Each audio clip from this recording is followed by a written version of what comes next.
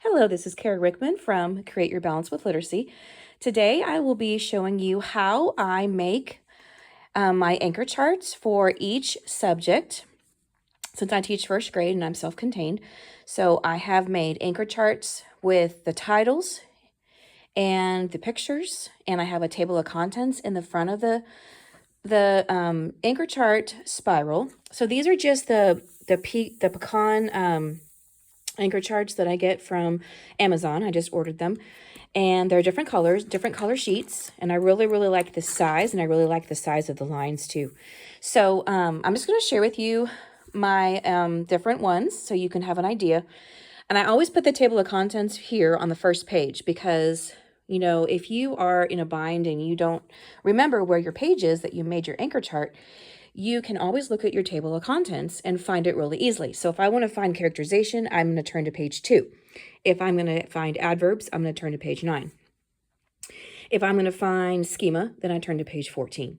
And so if I turn the page over, then this is my first page, and it says, what can we write about? You don't know where to start, just write from your heart. And so I have a page number at the top right here. And then over here in the corner, I have the read aloud that I am going to read, okay, with this anchor chart. So I make my anchor chart interactive. And like I said, I pre-make all of the pictures ahead of time.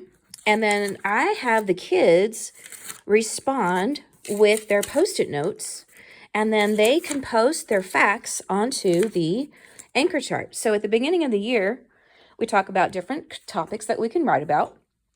And so I have my pictures up there on my heart, but then they draw pictures on their Post-it notes and they stick them up here. So they have ownership of the anchor chart as well. And they love drawing on Post-it notes. That's like one of their favorite things they love to do. So this is just an example of my ELA anchor charts. Okay. And the next page would be characterization. And I have the title of the story that I would use. Then I have theme. And I have the story that I would use for this. Now you can use any story that you want to, but it's really good. I just keep the title up here so I don't forget what to use. And then I have synonyms. And like I said, the kids can respond on here with their Post-it notes. So that is my ELA, just an example of my ELA anchor charts. And then this is an example of my short vowels anchor chart, table of contents. So I have all the short vowel for word families right here.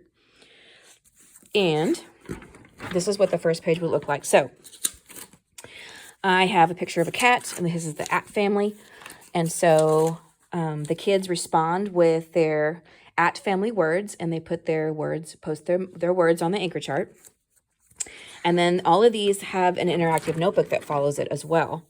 And then here's the app family. So they respond on their Post-it notes, and they stick them on there for the word family. So that's the short vowel. Here's the long vowel word families. Long vowel word families here. So I want to turn to page 1 is the A family. So I have a picture of A of day. And so they were to respond with their Post-it notes, and they just respond up here. And then they would do their interactive anchor chart, or their interactive notebook. Here's the ache family. And so I just pre-draw the pictures, but the kids are doing the meat of the work. They're responding with their Post-it notes. And so that's the way I can keep my anchor charts every single year without having to remake them. This one is math. Okay, so here's my table of contents for math. So if I want to go to, let's see, 10 frames, page 6. I want to go to place value, page 11. I want to go to 3D shapes, page 17. I want to go to measurement, page 23. Okay, so let's see if I can find... All right, this is a perfect example. So when we're talking about money, I have the name of the story on the left side. I have the page number on the right side. And I have a picture of a penny on heads and tails. And then the kids would use their Post-it notes, and they would either draw a penny, they would write the value, they would draw the president, they would draw whatever they want to draw that symbolizes a penny, and then we'd post our facts onto the anchor chart. So this is just a way, like, you could use this as an opening for your lesson to see what they already know about the coins, or you can use it as a reflection at the end to post on your anchor charts.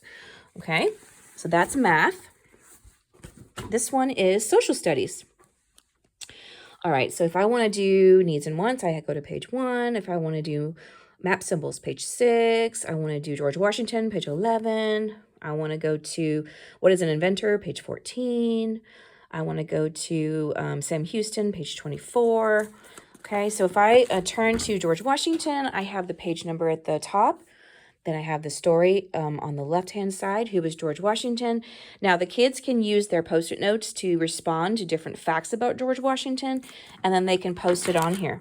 Here is Martin Luther King, and then they can post their facts on here. So it's really fun to have the kids respond on their Post-it notes. Okay, then last one is science. So for science, if I want to do the 4 seasons, I go to page 6. If I want to do butterfly life cycle, page 11. Parts of a plant, page 16. A food chain, page 20. Okay, so if I turn to ladybug life cycle, I have page 12. And then I have the book Ladybugs by Gail Gibbons. And then I have the life cycle, and the kids respond with their parts of the life cycle. They can put their Post-it notes up here.